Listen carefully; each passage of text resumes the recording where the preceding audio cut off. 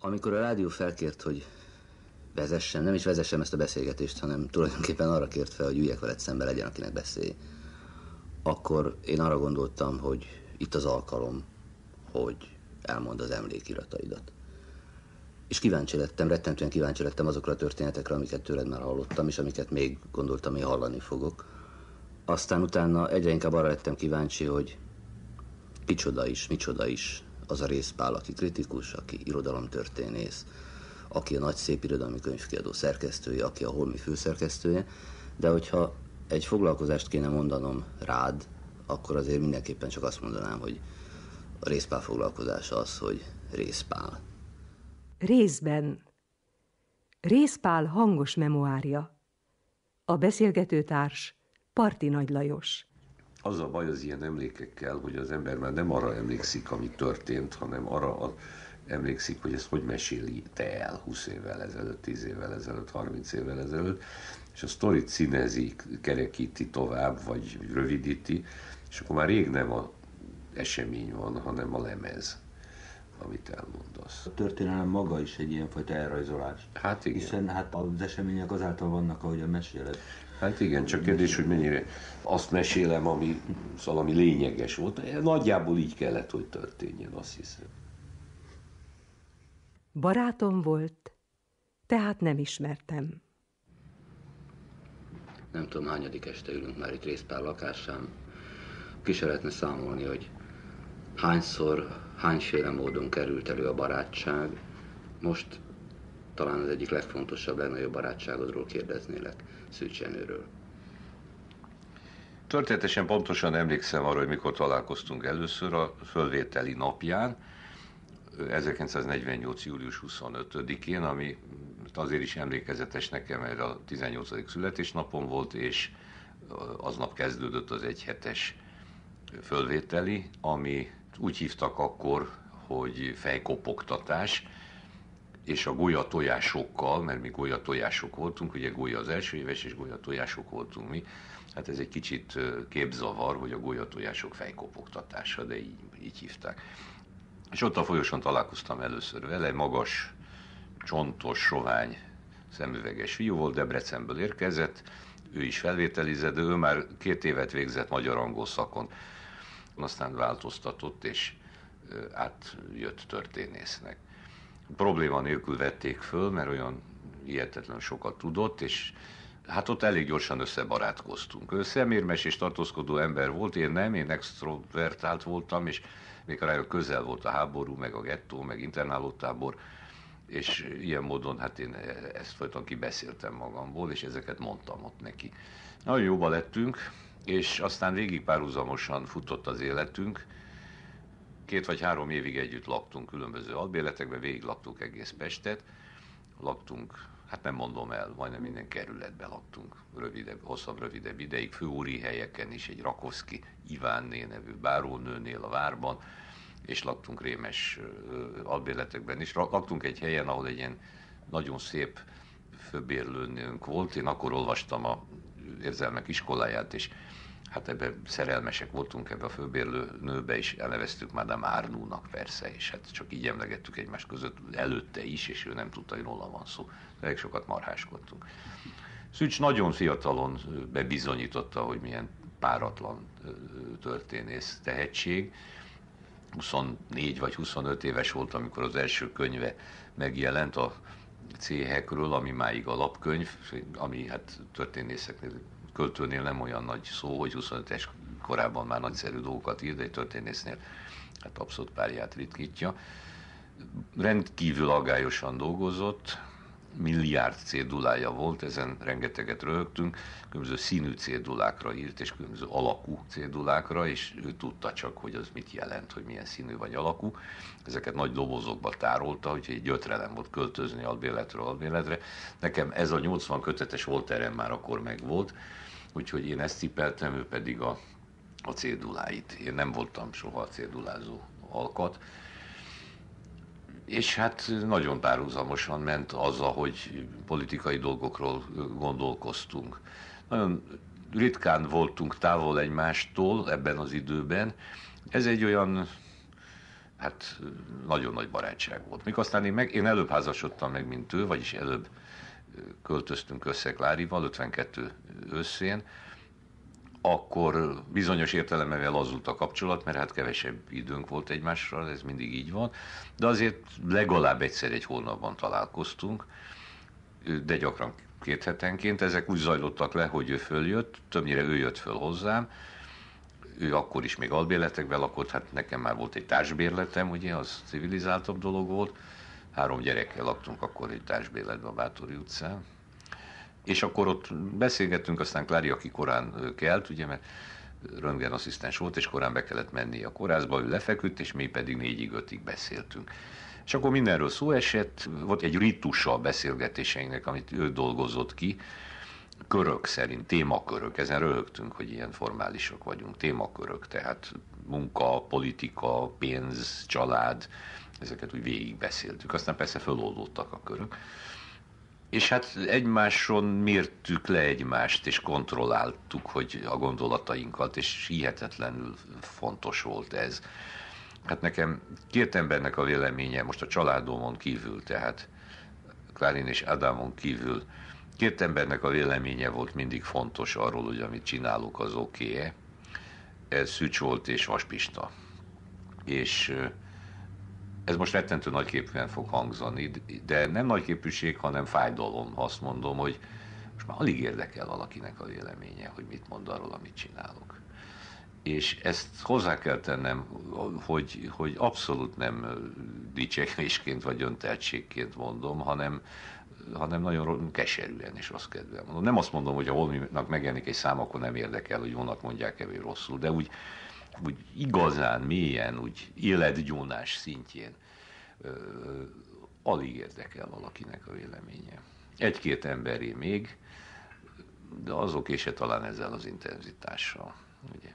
Miért mondod keserűen, hogy nem érdekel senkinek a véleménye? Nem azt mondod, hogy nem fontos, hanem csupán azt, hogy nem érdekel. És azt gondolom, hogy 60 éves kortáján, hogyha valaki már megvan, akkor ez így természetes.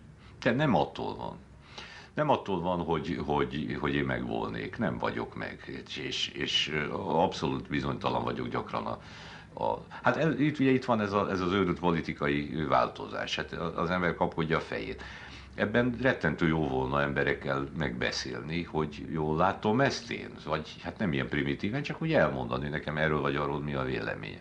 Jó, hát persze, hogy vannak közeli barátaim, mint Domokos Mátyás, vagy Kucsman Árpád, a vegyész professzor, akikkel meg lehet ilyesmit beszélni, és nagyjából egyet is ért az ember, és még mások is. Tehát ez nem attól van, hanem az ördög tudja, nincs annyi közös múltbeli emlék. Van ezekkel az urakkal is bőven, de Szüccsel ez a nagyon párhuzamos politikai gondolkozásmódunk. Ugye, hát, hogy más nem mondjak, hogy a Domokos Matyi és Kucsma nem voltak soha kommunisták. Szücs meg én voltunk kommunisták. Tehát ez a 2 dolog egy bizonyos fokú rokonságot és magának az ettől való eltávolodás ad egy bizonyos párhuzamos, egy időben történt eltávolodás ad egy rokonságot. Úgyhogy erről van szó. Még egy dolog, amit el akarok róla mondani, hogy az a fajta alkat volt, aki aránylag keveset publikált az életében, minden írása óriási hangsúlyt kapott és visszhangot kapott. Persze azok a legnagyobbak, amelyeknek politikai indikációi is voltak, mint a Vázlat 3 régióról, amit eredetileg a Bibó emlékkönyvbe írt, és annak az volt a külön humora, ugye, hogy egy szamiznátba írta, és aztán lényegében erre kapta a Kossuth-díját, amikor megjelent normálisan is. Monoron is együtt voltunk, mi voltunk mindenütt a gyávák ezekben az illegális dolgokban, tehát voltak a radikálisabb fiatalok, a Kennedy János, Kis Jancsi Bence, és mi voltunk a tartózkodóbb, óvatosabb emberek mi ketten, és ebben is nagyjából egyformán ment a gondolkozásmódunk, tehát mindig úgy gondoltuk, hogy ebben egyrészt volt egy ilyen óvatosság is, hogy nem akartunk kikerülni az első nyilvánosságból, tehát nem akartunk olyan akciókat csinálni, amelyekkel nagyon lefeketedünk, ahogy régen mondták. Ez neki még fontosabb volt talán, mint nekem, mert hiszen amit ő csinált, az fontosabb volt, mint amit én, amit írt, mint amit én csináltam, és ő ezt tudta is.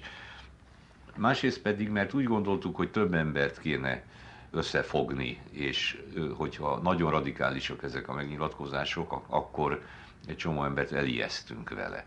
Tehát ezért úgy akartuk, hogy ugye ilyen népfront politika legyen ez, de hát persze ezt ironikusan mondom a szót, hogy minél több ember, tehát Ilyestől Petrig részt tudjon venni valaki egy ilyen emlékkönyvbe, és akkor ne legyen olyan eszméletlen radikális, vagy véres szájú az a könyv.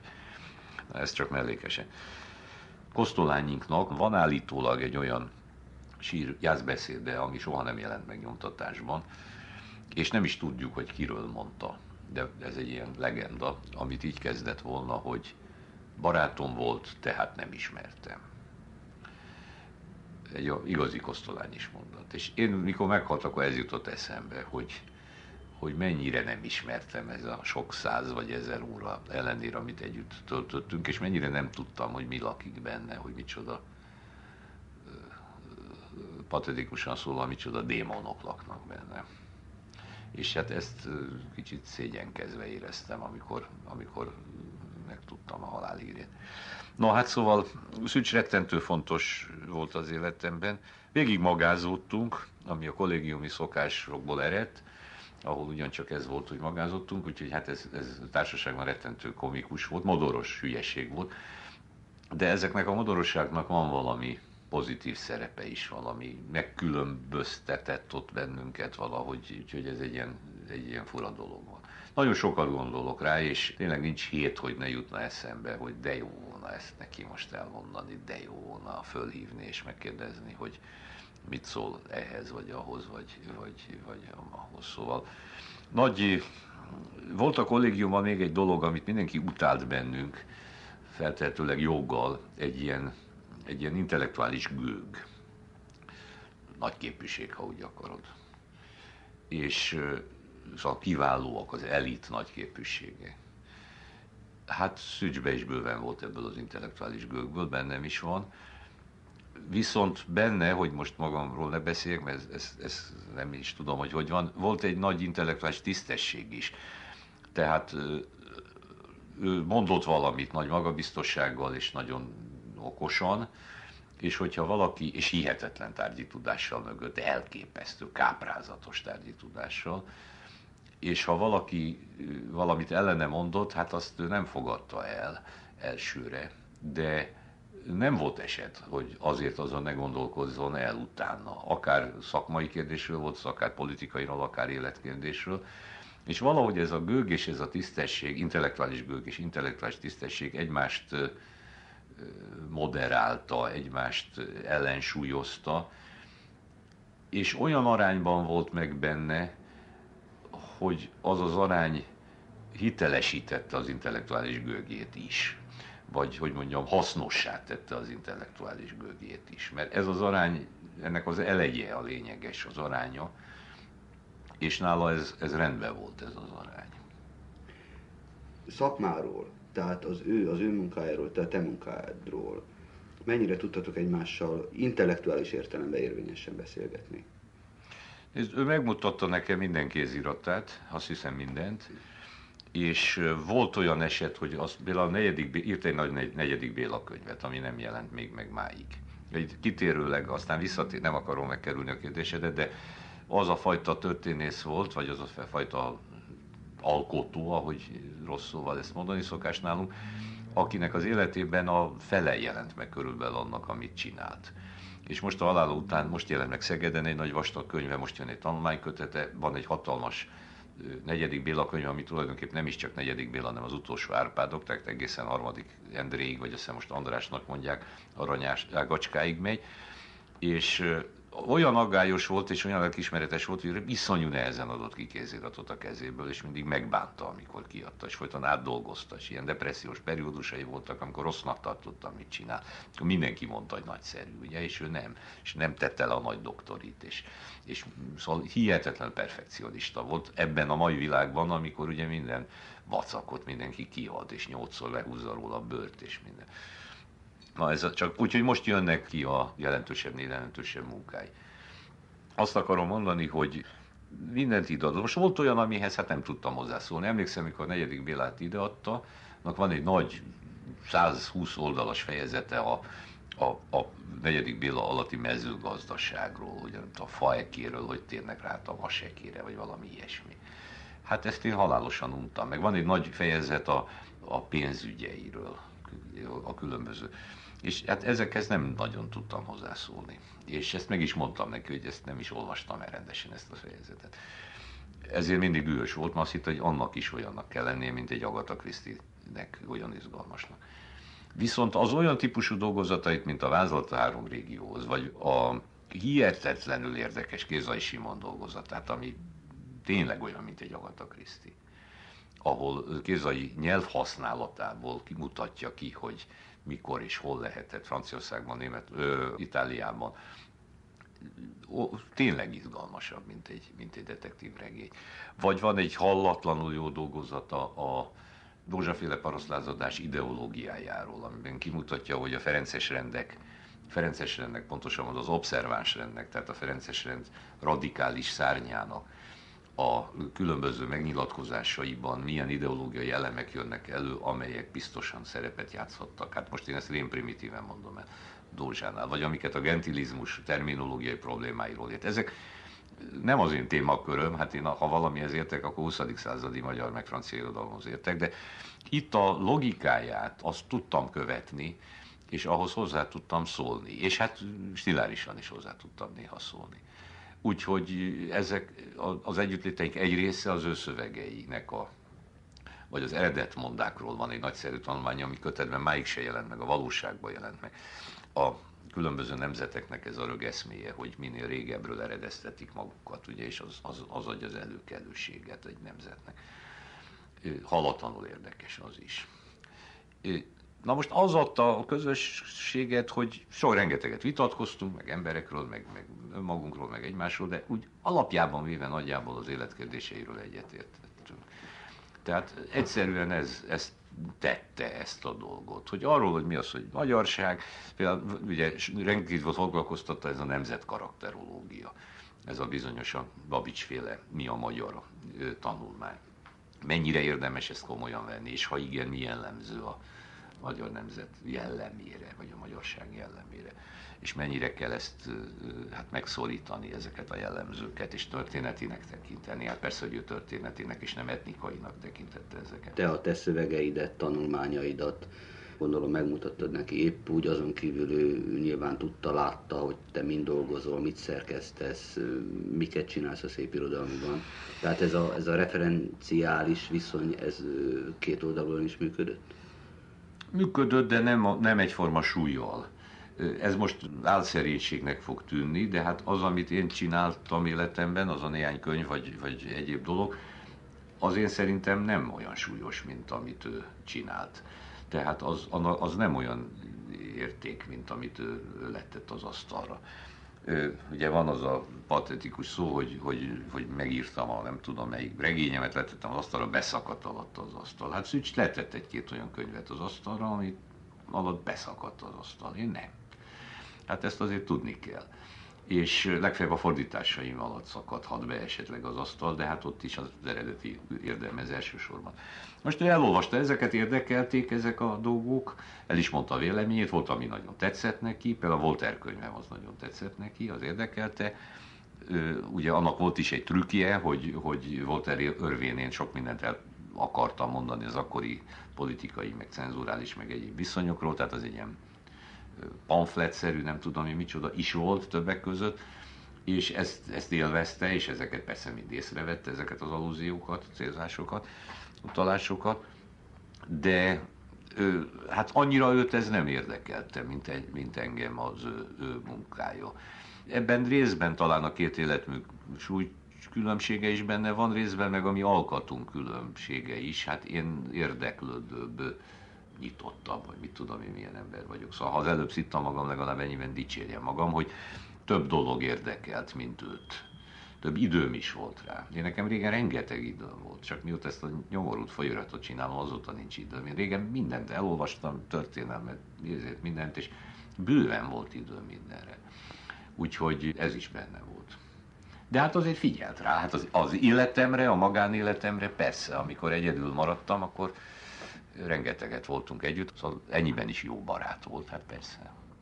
Itt is van egy lelkiismeretfurdalásom, hogy itt volt, mindig ide jött.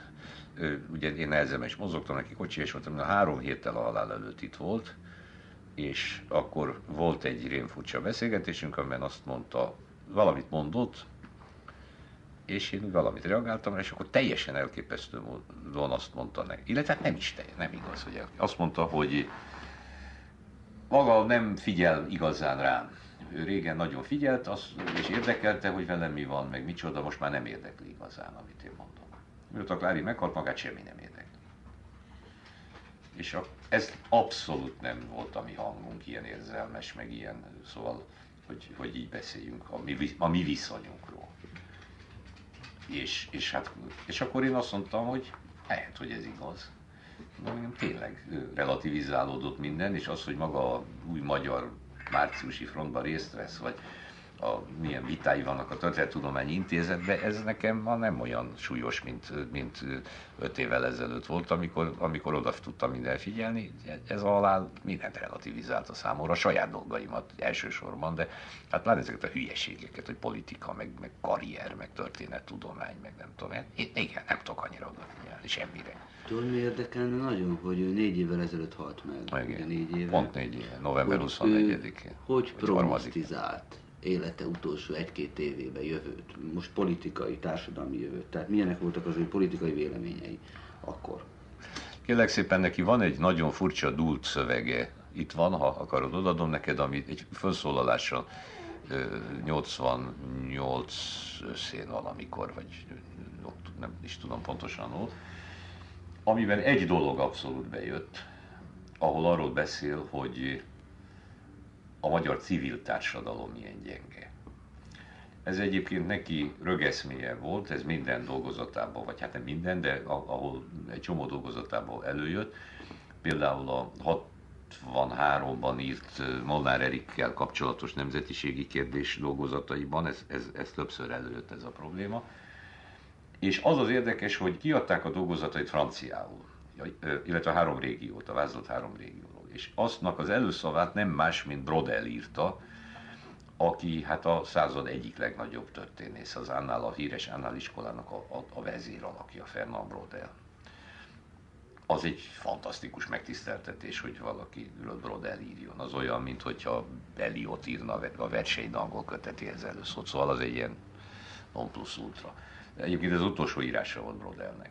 És ebben azt írja, hogy milyen érdekes ez a megkülönböztetés a civil társadalomnak, hogy nyugaton ez mást jelent, mint keleten, és hogy nyugaton az állam és a civil társadalom viszonya merőben más, mint Közép-Kelet-Európában és mint az oroszoknál, vagyis hát abban a világban. Na most ez bejött, tehát ő attól félt, hogy egy változásnál a civil társadalom nem lesz elég erős megint Magyarországon, ahhoz, hogy ellenőrizze az államot, hogy szembeszálljon vele, ha szükséges, és így tovább, és így tovább. És ezben bizonyos magyar nemzeti jellemben is fontos szerepet adott annak, hogy a magyar nemzet, politikai értelemben véve a magyar nemzeti jellem az, hogy fölöttünk döntenek, úgyse tudok beleszólni abba, ami történik. Behúzom a nyakam. Erről Babics is ír már egyébként. A fejem fölött elröpülnek az események. Milyen katatonul, hogy Pilinszkit idézem, viselem el. De túlélem. A magyar szellem ez, hogy túlélni mindent. Ugye? Egyébként nem csak magyar dolog ez, hanem kelet-európai. Hát a románoknak van egy román paraszti isteni közmondás, hogy aki lehajtja a fejét, annak nehezebb levágni a fejét. Románul jobban hangzik, persze, melyen közmondásszerű. Nagyon jó, nagyszerű. Ugye? Azt nagyon lövi. Hát igen, néha.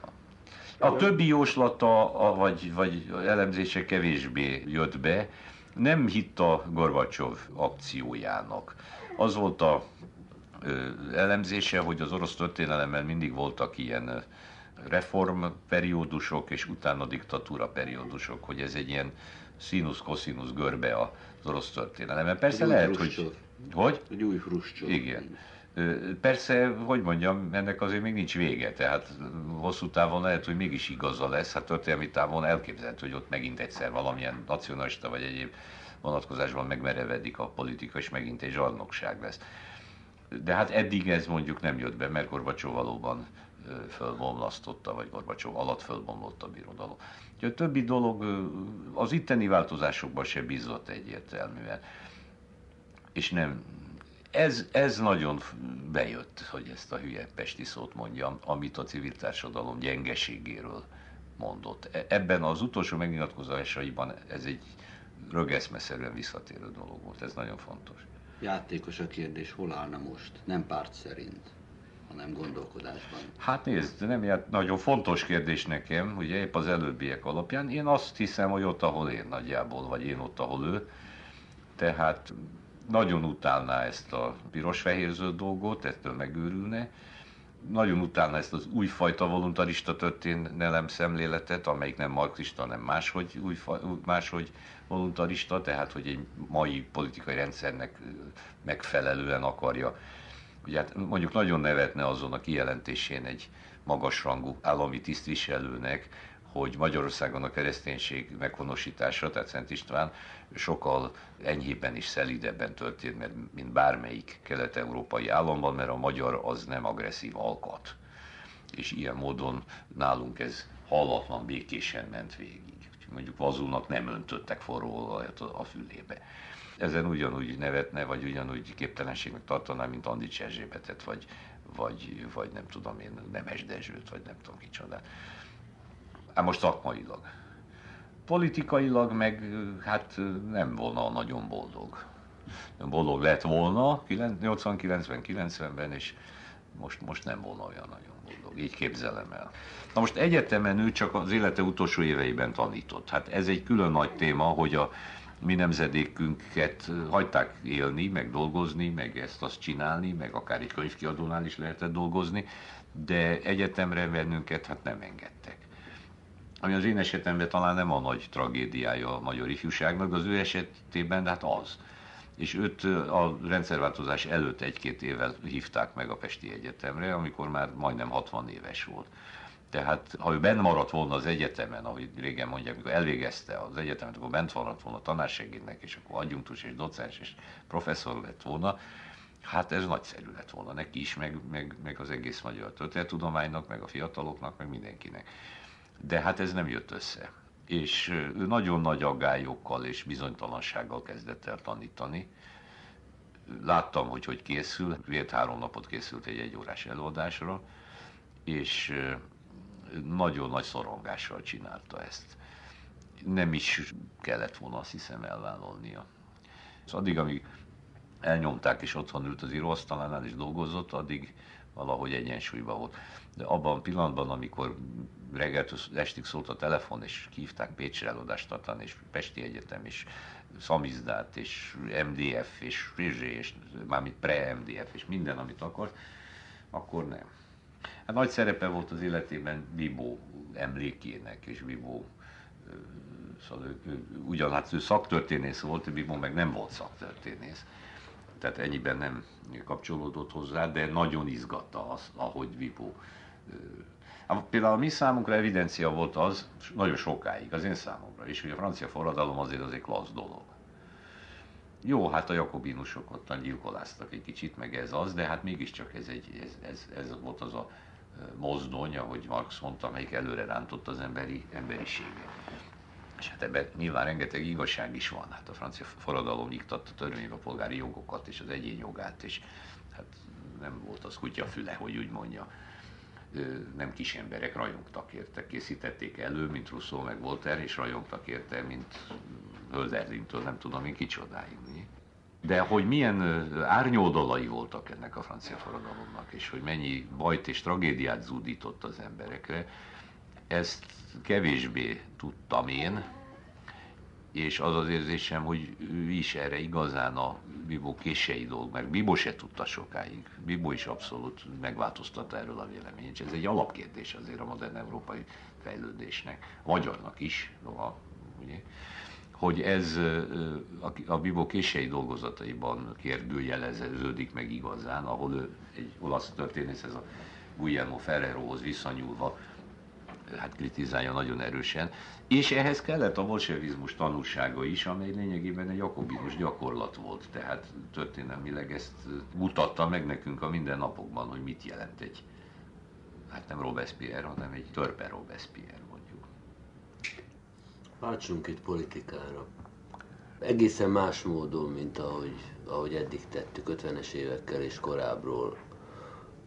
Arra az időszakodra vagyok kíváncsi, amikor már mindenestül kivonulsz abból a másik fajta politikából, és egyszer csak kapcsolatba kerülsz ezekkel a 68-asokkal, a Lukács óvodával. Igen, hát én akkor már nagyon rég kivonultam a politikából, ugye, mert az 53-tól lényegében kivonultam, tehát 23 éves koromban én ezt nagyjából abba hagytam. És hát föl sem merült bennem, hogy én aktívan politizáljak valamikor. És aztán ugye a 60-as évek végén megismerkedtem ezekkel a fiúkkal, akik nagyon kedves és okos fiúk voltak. Először Kennedyvel ismerkedtem meg, Kennedy Jánossal, aki hát egy olyan kölyök kutya kedvességű bájos fiú volt. Iszonyú sprölt haja volt, ilyen nagyon erős haja, úgyhogy valaki elnevezte Zsitó Foxinak. Olyan volt, mint egy Foxy teljesen, csak közben és hát egy nagyon-nagyon helyes fiatalember volt, és ezzel a társasággal, Kis Jánossal, aki egy fantasztikusan okos és jól képzett és nagyon fegyelmezett ember, Bence Gyurival, aki akkor ebbe a társaságban tartozott, Petri Gyurival, és hát a vonatkozó nőkkel, feleségekkel, barátnőkkel, akik gyakran cserélődtek. És akkor sokat voltunk együtt, ide jártak, meg én eljártam hozzájuk. Aztán kezdődtek az ő szervezkedéseik, és egy bizonyos dolgokat kértek az embertől. Fölhoztak valamit, hogy dugjam el, meg mit ilyenek. Ezek megtörténtek. És engem ez nagyon érdekelt, hogy ők hogy gondolkoznak. Kicsit a saját ifjúkoromra emlékeztettek, mert hát ezek azért sok szempontból olyanok voltak, mint a fiatal kommunisták azért. Valljuk be. És ezt nem is ellenük mondom. Hát idealista, tehát mint az őszinte fiatal kommunisták, akik meg akarják forgatni a világot, meg akarják változtatni. Kicsit merevek, dogmatikusak, de hát idealisták és áldozatkészek. Aztán hát elmúlt az idő, jártunk össze, beszélgettünk arról, amarról, ők úgy idegenkedtek is tőle. Most az én nemzedékemben eléggé, hogy mondjam, nem vették a lapot az emberek, tehát akkor azért már az establishment kialakult, és úgy nem nagyon szerették ezt, szóval nem akarták kockáztatni az emberek a maguk helyzetét, és hát az öregek meg pláne nem. És ilyen módon ez egy kicsit rendhagyó volt, hogy én ezekkel barátkoztam. Hát ezért ők hálásak voltak. Holott hát viták, elég éles viták voltak. Aztán Szűcs is bekapcsolódott ebbe, Szűcs Jenő, akihez elvittem, azt hiszem én Kennedyt, vagy nem tudom már, hogy volt. Kicsit ő is bekapcsolódott ebbe a dologba, és baráti dolog volt ez.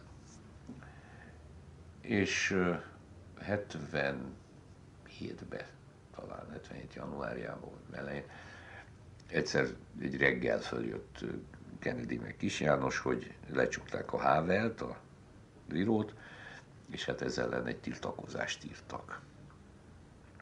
Én még ágyban voltam, meg korán jöttek, Klári bent volt a kórházban, tehát megbeszélni nem lehetett vele, és hát aláírtam. Ezt elég kevesen írtuk, akkor még alá 30-al körülbelül. Csóri aláírta, arra emlékszem, meg Heller Ágnes, meg ilyen ismertebb neveket mondja. Ez elég veszélyesnek látszott azért akkor még ilyen, ez nem volt divat. Aztán Klári délben hazajött, akkor elmondtam neki, arra fixen emlékszem, hogy mit mondott. Azt mondtam neki, hogy lecsukni ezért biztos nem fognak, ez nem olyan világot élünk, legfeljebb kirúgnak az állásomból. És akkor azt mondta, hogy hát ha lecsuknának, az sem volna a nagy baj, végre rendesen ki tudnék takarítani. Hát szóval jóvá hagyta.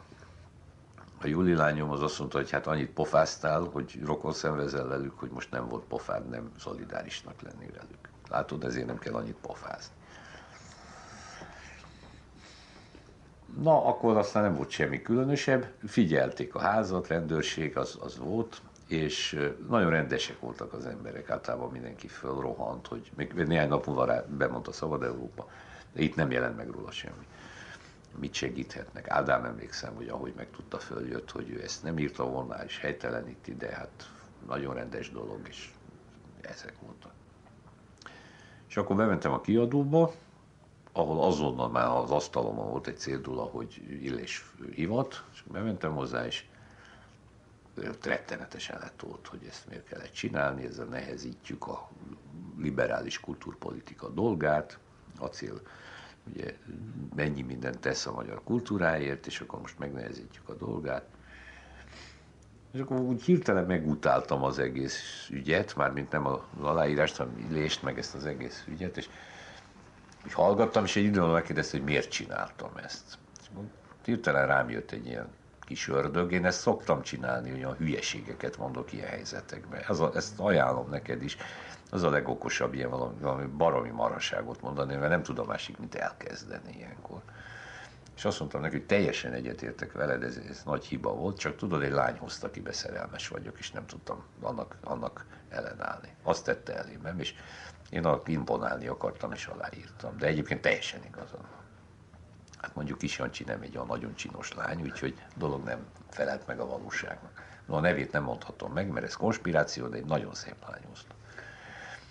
Hát szerintem Illés tudta, hogy nagyon okos ember volt, hogy hülyéskedek. Mondott, ezt Stendhalt fordítod, tudod, hogy ott a nagy szenvedélyek fontosabbak mindennél. Mondom, elvesztettem a fejemet, kérlek. És akkor elhallgatott. És azt mondta, hogy fölfüggeszt az állásomból.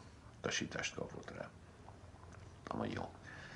És akkor mondtam, hogy ez mit jelent, hogy hát minden kéziratot azonnal le kell adnod, és mondom, otthon is vannak kéziratok, hozzam be őket. Hát hétfőn, elég, ha hétfőn, mondta. Mondtam, jó. És akkor ez volt. Akkor másnap telefonál Déri, meg Örkény, hogy menjek el hozzájuk, akkor elmentem, és akkor mondta Tibor, hogy ő majd beszél Acéllal, mondtam, hogy ne beszéljen. Na elég az hozzá, hogy hétfőn, amikor bementem, akkor Illés hivatott, és azt mondta, hogy hát szeretnék egy kéziratot rád bízni, szerkezd meg. Akkor emlékszem is, egy Ambrus Zoltán novellás kötet volt. Ezt csináld meg.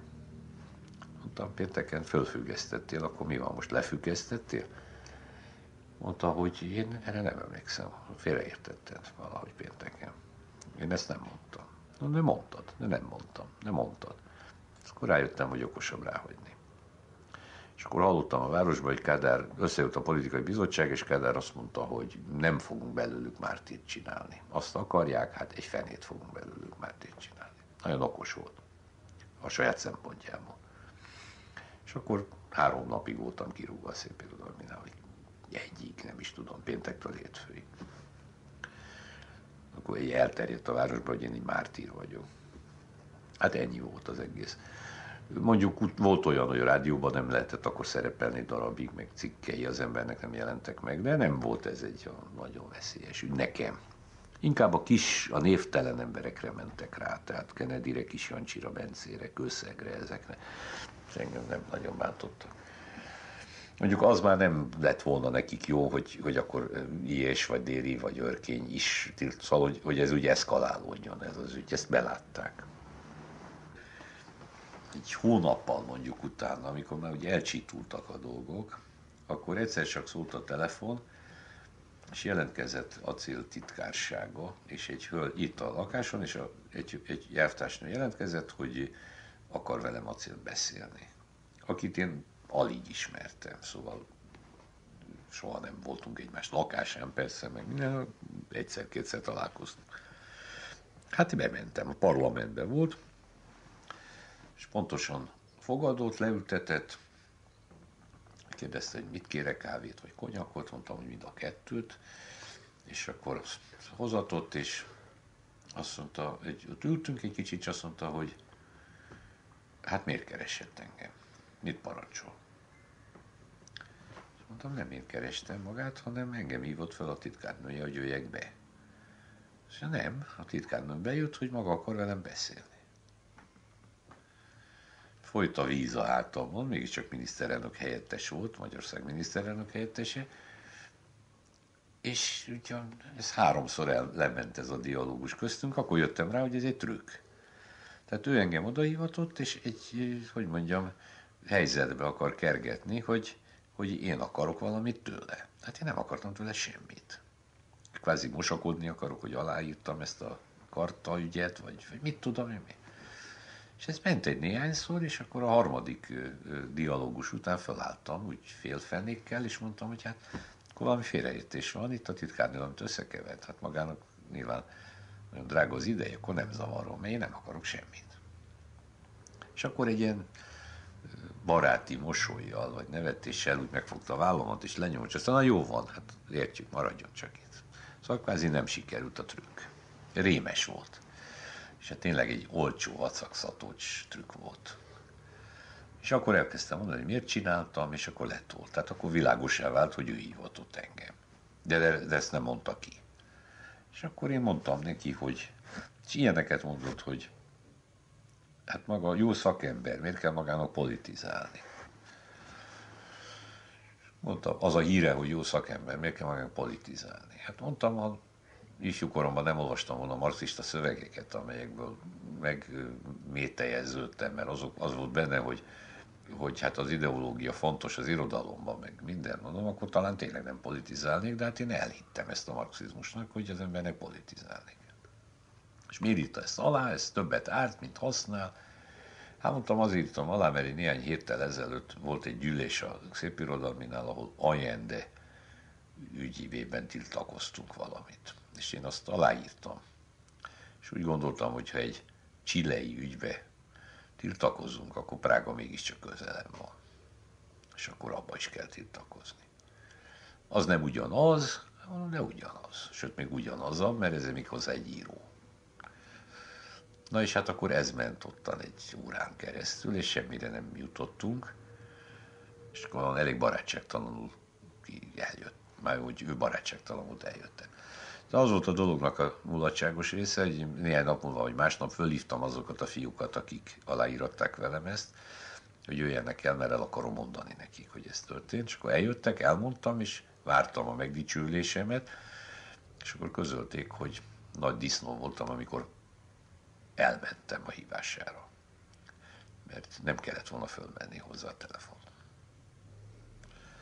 És akkor mondtam, hogy hát ez mégis Magyarország miniszterelnök helyettese, és nekem főnököm, mert a kultúra hozzátartozik, minden, akkor is nem kellett volna elmenni hozzá, és akkor nem kerültem volna ilyen helyzetbe. Úgyhogy végül is két ló közül, vagy mondják ezt, két szék közül a pad alá estem, mert mindenki elégedetlen volt velem. Acél, hogy aláírtam, a fiúk meg, hogy egyáltalán elmentem hozzá tárgyalni vele. Holott a tárgyalás nem vezette őt eredményre, vagy hát így kezdődött ez a hősi ügyesség, kérlek tisztelettel, csak ezt utálom most, ezt a öreg frontharcos játékot, hogy is volt az, amikor az Isonzónál, hogy ugye nem tudom, mit csináltam.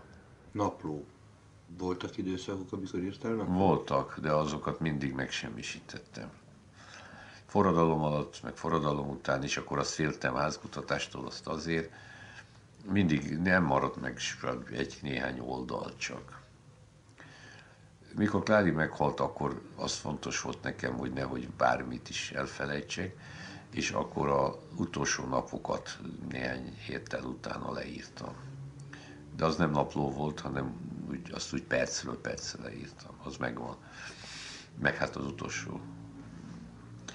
De egyébként így naplót, szóval eseménynaplót, hogy ma délután ezt, amit a Fodor Bandi csinál, ezt a katedrálist izéből, semmiből, ezt én nem csináltam, vagy nem látom értelmét, hogy délután 4-kor elmentem Fülep Lajoshoz, 5-kor hazamentem, hát minek?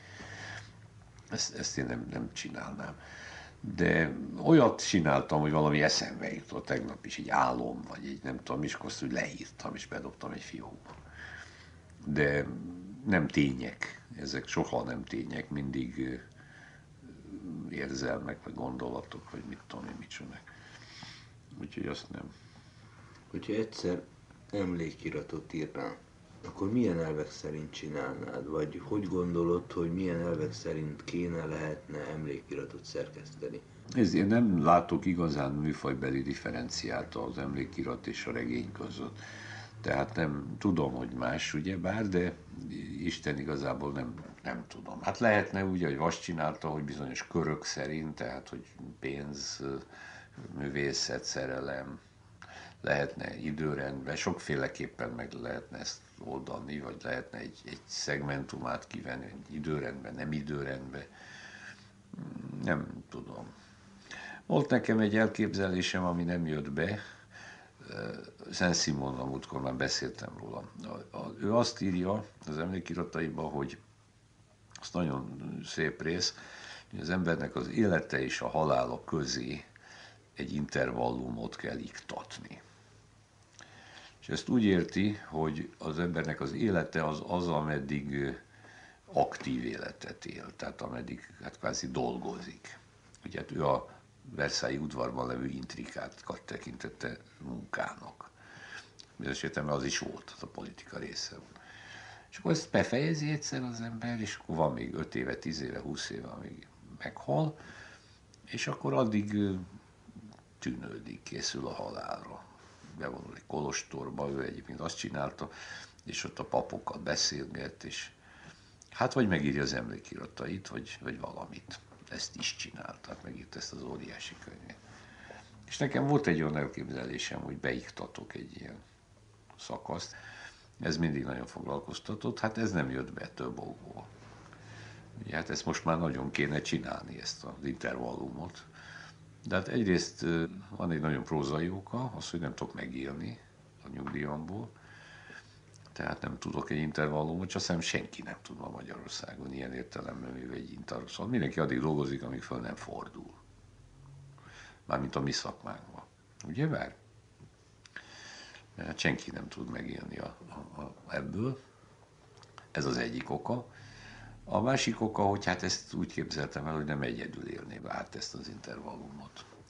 Úgyhogy ez nem jött be. Hát ha lenne, vagy lett volna egy intervallum, akkor lehet, hogy akkor írtam volna valamit. De most ehhez csinálom a holmit. Úgyhogy ez máshogy alakult. Nincs bennem hiányérzet egyébként, vagy mondjam, sajnálat, hogy miért nem írtam én azt meg, vagy miért nem írom azt. És most már nagyon valószínűtlen, hogy megírnám. Azt lehetett volna, a naplót mondott, hogy tulajdonképpen a jó történeteket. A Saint-Simonnak van ilyen kifejezés, hogy le crayon, tehát a ceruzái, az azt jelenti egyszerűen, tehát ilyen ceruza rajzokat. A korra jellemző, vagy egy emberre jellemző cerura. Azt talán tudtam volna maliciózusan, komiszan, ezeket úgy, mert ezt úgy kell írni. Ezeket Cocteau azt mondja, hogy senkinek nem volt olyan fekete a tintája, mint Saint-Simonnak. Tehát ezt ilyen rossz indulattal. Ez nem lett volna rossz, hogyha ezt 30 évvel ezelőtt elkezdem. Jáva is voltam, lusta is voltam, meg annyi minden volt az ember életében, ott 3 gyerek, meg ez történt, meg azt történt. Nem jött össze. Most már mindegy. Ha hősnek lenni nem muszáj, akkor aztán írónak lenni meg pláne nem muszáj. Réz Pállal beszélgetett Parti Nagy Lajos. A 9. rész hangzott el.